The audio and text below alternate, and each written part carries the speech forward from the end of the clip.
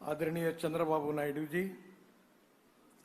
माननीय केंद्रीय मंत्री मेरे सहयोगी किंजरापू राजमोहन नायडू जी, आदरणीय भूपति राजू श्रीनिवास वर्मा जी, आदरणीय डॉक्टर चंद्रशेखर एमसानी जी, आंध्र प्रदेश के उप मुख्यमंत्री आदरणीय श्री के पवन कल्याण जी, हमारे PWD minister BC Janardhan Reddy ji, Satya Kumar Yadav ji, doctor Purandeswari ji, सभी सांसदगण, उपसभापति श्रीमती एम जकिया खातम, यहाँ उपस्थित हमारे पूर्व अध्यक्ष सोमवीरा राजू और इसके साथ सभी सम्माननीय सांसदगण, सभी विधायकगण और उपस्थित भाई और बहनों, सबसे पहले ఈ సభకు వచ్చిన అందరికీ नमस्कारमु। मैं आप सबको बहुत बहुत बधाई देता हूं।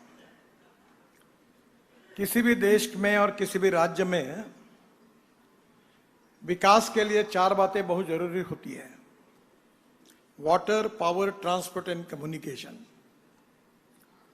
बहुत पहले मैं जब 95-2000 में महाराष्ट्र में मंत्री था तो जॉन एफ कैनेडी जी की एक बात मैंने अपने ऑफिस में लिख कर रखी थी। जॉन एफ कैनेडी जी ने कहा था कि American roads are not good because America is rich, but America is rich because American roads are good. Road से प्रॉस्पेरिटी आती है और स्वाभाविक रूप से मुझे बहुत खुशी है कि आदरणीय चंद्रबाबू नायडू जी के नेतृत्व में, उप मुख्यमंत्री आदरणीय पवन कल्याण जी के नेतृत्व में आंध्र प्रदेश प्रगति और विकास की ओर बहुत आगे जा रहा है। आगे जाने के लिए दो इंपॉर्टेंट चीजें बहुत आवश्यक है: the futuristic vision for development and futuristic vision, उसको डेवलपमेंट के साथ उसका इंप्लीमेंटेशन कैसा करना, ये इंपॉर्टेंट है। मुझे बहुत खुशी है कि चंद्रबाबू जी ने अपने मुख्यमंत्री पद के कार्यकाल में देश को यह दिखा दिया है कि विजन क्या होती है। एक फिलोसोफर ने सही कहा है कि you can donate eye but you can not donate vision. और the lack of vision is the most important problem in our country. The vision for futuristic development and vision for futuristic innovations, that is very important. I always talking to the people the two important philosophies. One is conversion of knowledge into wealth. The innovations, entrepreneurship, science, technology, research, skill and successful practices, we name it as knowledge, and conversion of knowledge into wealth is the future. The other important philosophy is no person and no material is waste. It is depending upon the appropriate technology and appropriate vision of the leadership that you can convert waste into wealth. I am really appreciating the approach and the vision of Chandrababu ji. He always thinking for the future, and that is to be the basic thing which is very important for development of any country and for any state. और इसलिए मैं उनके इस development की vision को बहुत बहुत आदर से उसको मैं उनका सम्मान करना चाहता हूं। He is a inspiration and motivation and role model for all the people who are doing new thing, innovative things and using the new technology which are going to change the future of our country. और इसलिए मुझे बहुत खुशी है कि आज आंध्र प्रदेश में मैं आया हूं और ये विश्वास के साथ आपको बताना चाहता हूं कि आंध्र प्रदेश की प्रगति होगी, विकास होगा, इसमें कोई दुमत नहीं है। क्योंकि आंध्र प्रदेश की सबसे बड़ी स्ट्रेंथ अगर कोई है तो शिपिंग है। मैं शिपिंग का मंत्री था और मैंने उस समय 16 लाख करोड़ रुपए की योजना तैयार की थी, सागर माला। और आपको ताज्जुब होगा कि मेरे पास बजट था 900 करोड़ का और पैसा नहीं था। पर जो योजना ऐसी बनी कि अभी तक 12 लाख करोड़ रुपए के काम पूरे हो गए। आपका विशाखापट्टनम पोर्ट मेरे पास था, और आज जो आपको समुद्र किनारा मिला हुआ है वो इतना अच्छा है कि अब जो 9-10 पोर्ट है वो डेवलप करने के लिए आपने जो प्रायोरिटी दी है, मुझे ये बताने की आवश्यकता नहीं है कि वर्ल्ड में किसी भी डेवलप कंट्री में आप जाइए, उसके डेवलपमेंट का अगर राज कोई है तो शिपिंग है, पोर्ट है, वो उसका सबसे डेवलपमेंट का राज है। अगर हम रोड से जाते हैं तो 8 रुपए खर्चा आता है, रेलवे से जाते हैं तो 6 रुपए खर्चा आता है, और अगर हम पानी से जाते तो 1 रुपए खर्चा आता है। The logistic cost is very important in particularly international business for export and import. दुर्भाग्यवश हमारे देश की लॉजिस्टिक कॉस्ट 16% है और चाइना की 8% है, अमेरिका और यूरोपियन कंट्री की 12% है, और अभी कुछ ही दिन पहले, 2 महीने पहले, IIM कलकत्ता और IIT बेंगलोर और IIT खड़गपुर तीनों ने एक अध्ययन किया और उन्होंने ये कहा है कि हमारे देश में रोड अच्छे बनने के कारण हमारी लॉजिस्टिक कॉस्ट 16% से 6% कम हुई है और 10% पे आई है। और मैं आपको विश्वास देना चाहता हूं कि इस साल एंड ऑफ दिसंबर हमारी लॉजिस्टिक कॉस्ट सिंगल डिजिट में आएगी, 9% पे आएगी, ये मैं विश्वास के साथ बताना चाहता हूं। अगर ये 9% पे आएगी तो हमारा एक्सपोर्ट 2 गुना बढ़ेगा, एम्प्लॉयमेंट पोटेंशियल बढ़ेगा। मैं ऑटोमोबाइल इंडस्ट्री का भी काम देखता हूं। जब हमारे देश में मैं जब 2014 में मंत्री बना तो हमारे इंडस्ट्रीज का साइज 12 लाख करोड़ था, और अभी हम 7वें नंबर पे थे। पर 6 महीने पहले हमने जापान को पीछे डालकर अब हम 3रे नंबर पर आए हैं। पहले नंबर पर यूएसए है, जिनके इंडस्ट्री का साइज है 78 लाख करोड़। दूसरे नंबर पर चाइना है, जिसका साइज है 49 लाख करोड़, और इंडिया जो है उसका साइज है 22 लाख करोड़। और अभी विशेष रूप से मुझे खुशी है कि हमारे जो 2 व्हीलर्स है, बजाज, टीवीएस, हीरो, होंडा, ये 50% प्रोडक्शन एक्सपोर्ट करते हैं। और कुछ दिन पहले मर्सिडीज के चेयरमैन वर्ल्ड के मेरे पास आए थे और उन्होंने मुझे कहा कि अब हम इलेक्ट्रिक मर्सिडीज ही केवल बनाएंगे।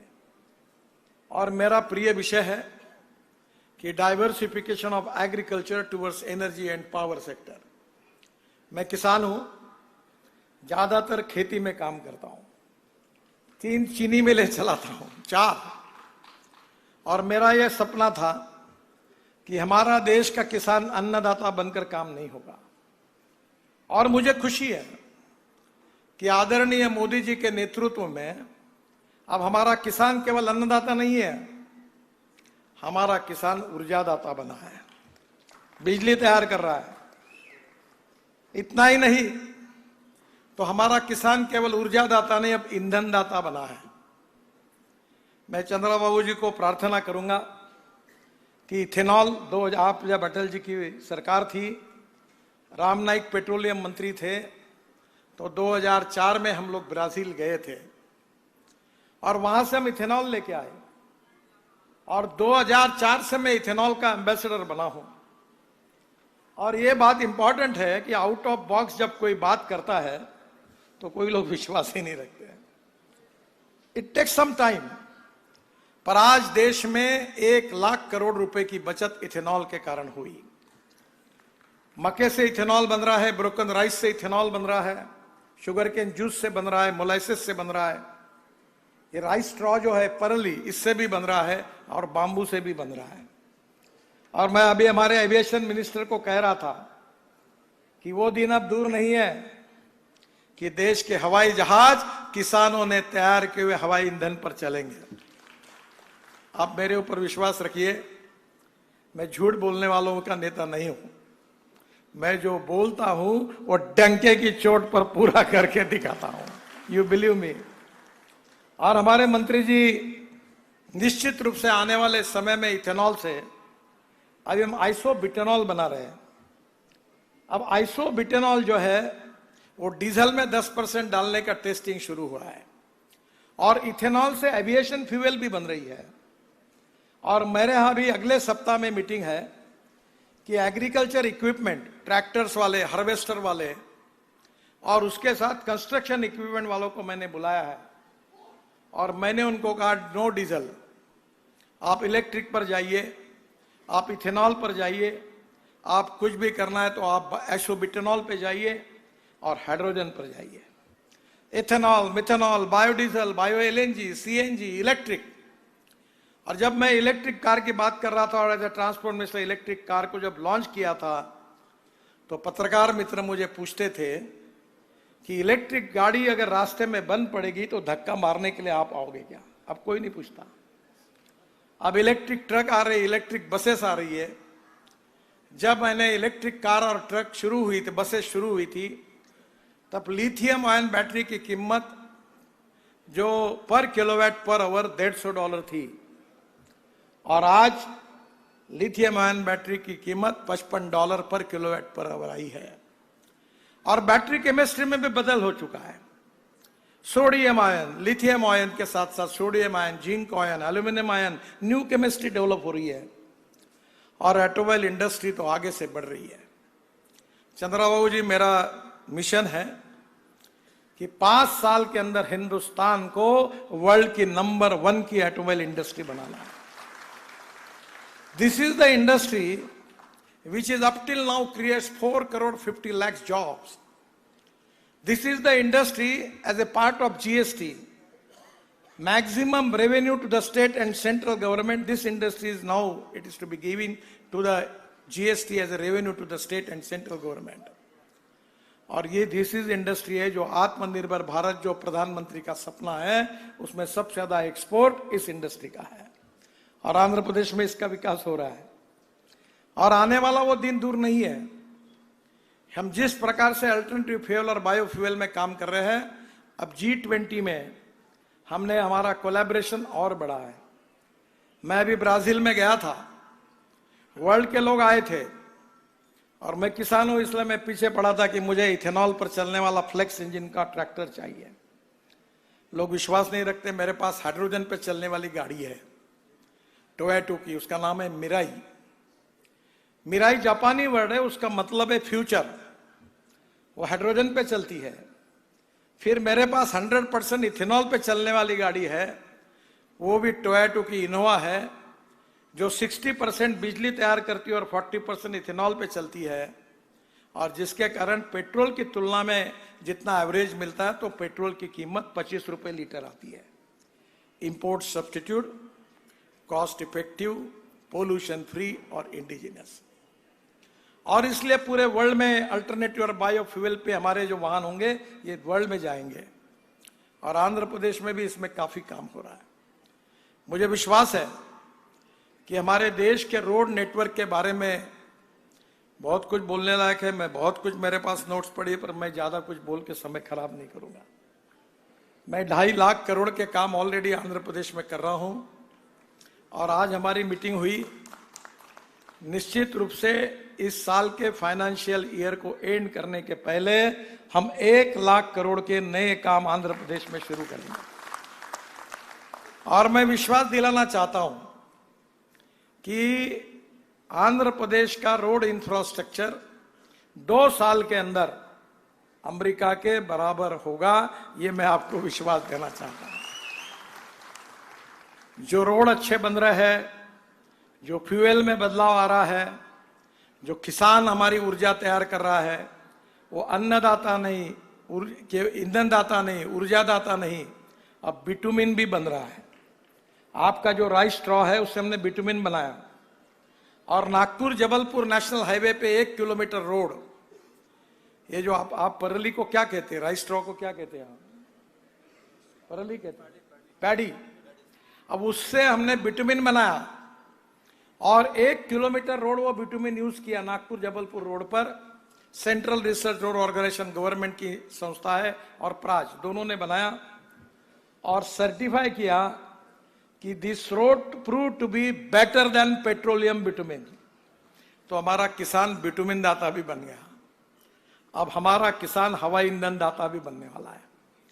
हमने पानीपत में प्रोजेक्ट शुरू किया है, जो परली है, पैडी का जो राइस स्ट्रॉ है, उससे 1 lakh litre ethanol, 150 tonne bio bitumen और करीब 78,000 ton per year sustainable aviation fuel, हमारे हवाई जहाज उसके ऊपर चलेंगे। वो दिन अब दूर नहीं है।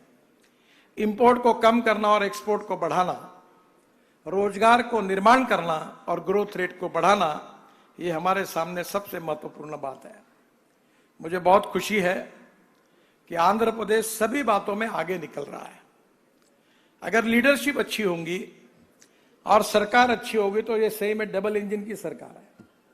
मुझे याद है कि जब मैं वाटर रिसोर्स मंत्री था तो 3-4 बार विजयवाड़ा आया था और हेलीकॉप्टर में बैठकर मैं पोलावरम पर गया था, बाबू मेरे साथ थे। और मुझे बड़ा दुख होता था कि 1400 टीएमसी पानी गोदावरी का समुद्र में जा रहा है। उस समय बहुत झगड़े चलते थे राज्य में, 23 झगड़े चलते थे। मैं सब मुख्यमंत्रियों को झगड़े करने वाले बुलाता था, बोला दरवाजा बंद करो, और जब तक झगड़ा नहीं निपटाएंगे मैं दरवाजे नहीं खोलूंगा। तो 14 झगड़े में नहीं निपटा है।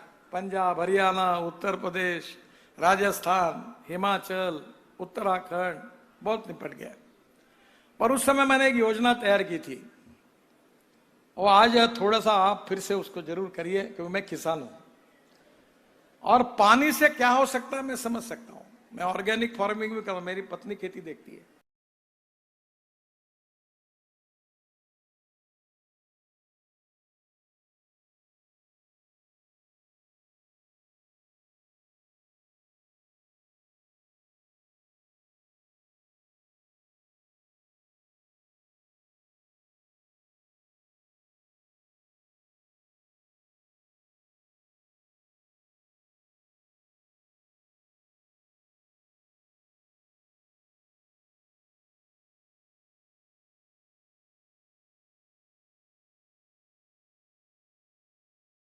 हमारी मैन्युफैक्चरिंग सेक्टर का 22% है और सर्विस सेक्टर का 54 से 56% है।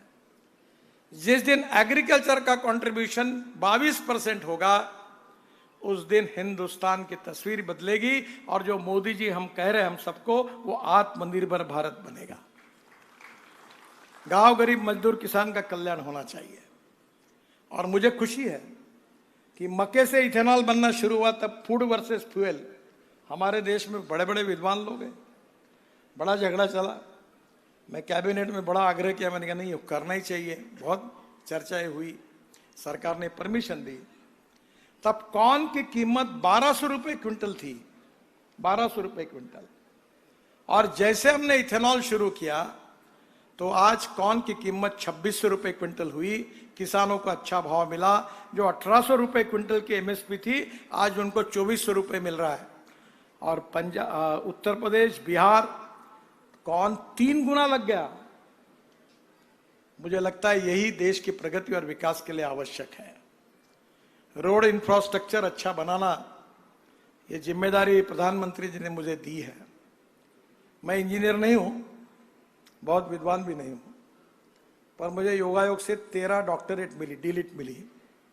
उसमें से 6 डॉक्टरेट जो मेरी है वो एग्रीकल्चर साइंस में है। और मैं किसानों के लिए काम करना चाहता हूं, क्योंकि मेरे क्षेत्र में, विदर्भ में 10,000 किसानों ने आत्महत्या की है। मैं चाहता हूं कि तस्वीर को बदले। और जिस प्रकार से अगर ये जो गोदावरी का 1300 टीएमसी पानी ये जो समुद्र में जा रहा, तो मैंने छत्तीसगढ़ और उड़ीसा के मुख्यमंत्रियों को बुलाया था। मतलब तुम ये खराब पानी जा रहा है, ये तुम क्यों उसको रोक रहे हो? अगर यही पानी गोदावरी का अगर कृष्णा में, कृष्णा का पेन्नार में और पेन्नार का कावेरी में जाएगा, तो टेल एंड ऑफ तमिलनाडु वहां तक पानी पहुंच सकता है। उस समय के मुख्यमंत्री को बताकर मैंने बोला, क्यों कर्नाटक से झगड़ा करते हो? इस देश में पानी की कमी नहीं है, पानी के नियोजन की कमी है। और water, power, transport and communication, इसमें जिस प्रकार से अब आंध्र प्रदेश विकास कर रहा है, तो मुझे नहीं लगता कि आप बहुत जल्दी नंबर 1, 2 पर पहुंचेंगे। 2014 में एनएचए की लंबाई 4000 किलोमीटर थी। मोदी जी प्रधानमंत्री बने और मैं इस विभाग का मंत्री बना, आज 8700 किलोमीटर है। 120% इंक्रीज हुआ है 10 साल में, 120%। 26 जिलों में से 3 आकांक्षी जिले, सबको एनएचए से जोड़ा गया है। करीब 2.5 से 3 लाख करोड़ के काम कुछ पूरे हुए, कुछ चल रहे, कुछ होने वाले अभी। और जैसा मैंने कहा कि और 1.5 से 2 लाख करोड़ के काम पाइपलाइन में है। और निश्चित रूप से इस साल के एंड के पहले, फाइनेंशियल ईयर के पहले 1 लाख करोड़ के काम हम शुरू करेंगे। बहुत लंबी लिस्ट मेरे पास है, उसमें अपना समय नहीं गवाऊंगा। मैं वेबसाइट पर दे दूंगा या सत्या के पास दे दूंगा, हमारे साथी है, या आप वेबसाइट पर डाल दीजिए। मैं जो भी एमपी आपके आते हैं तो मैं उनको कभी कहता हूं कि भाई तुम चिंता मत करो, एनएच का काम बताओ मैं कर दूंगा, क्योंकि मैं ये चाहता हूं कि लोगों की अपेक्षा यही है। एक ही चीज आखिरी में मैं आदरणीय मुख्यमंत्री जी और उप मुख्यमंत्री जी को अनुरोध करूंगा। सर, हमारे देश में हर साल 5 लाख एक्सीडेंट होते हैं, 1.5 लाख मौतें होती है, 3% जीडीपी का नुकसान होता है, और मरने वालों में 18 से 34 एज ग्रुप के 66% लोग हैं। इन लोगों की जान बचाने की मैं कोशिश कर रहा हूं 11 साल में, पर मुझे जैसी चाहिए वैसी सफलता नहीं मिली।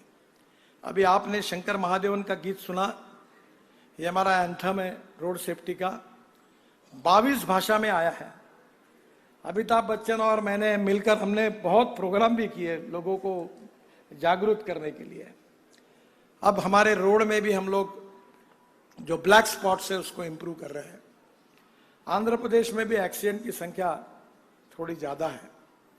हमने 100 हाईवे का ऑडिट किया है और उसके कारण ढूंढे हैं, और हर जगह कारण ढूंढने के बाद हमारे ध्यान में आया कि क्या करने से इसमें सुधार हो सकता है। मैं आंध्र प्रदेश का भी रिपोर्ट माननीय मुख्यमंत्री जी के पास भेजूंगा। मेरा आग्रह है कि आंध्र प्रदेश भी रोड एक्सीडेंट में काफी आगे है, और इसलिए आने वाले समय में आदरणीय मुख्यमंत्री जी और उप मुख्यमंत्री जी और आंध्र प्रदेश की सरकार और मंत्रीगण हर जिले में इस एक्सीडेंट्स को कम करने के लिए जरूर योजना बनाए, काम करें, तो निश्चित रूप से हम लोगों की जान बचाने में सफल होंगे। फिर से एक बार आज के इस कार्यक्रम के निमित्त मैं आप सबको बहुत बहुत बधाई देता हूं, और लंबी लिस्ट है जो मैं अनेक कार्यक्रमों को, अनेक रोड प्रोजेक्ट को आज मंजूर करके जा रहा हूं। वो सब प्रोजेक्ट जल्द से जल्द उसके काम शुरू होंगे, ऐसी मैं कोशिश करूंगा, ऐसा विश्वास देता हूं।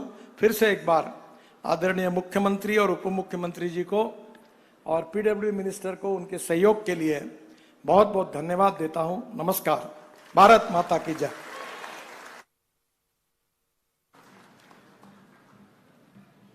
धन्यवाद। आपके नेतृत्व में सिर्फ रोड बने हैं, अभी हमारा आंध्र प्रदेश का डॉक भी बनेगा। Thank you very much.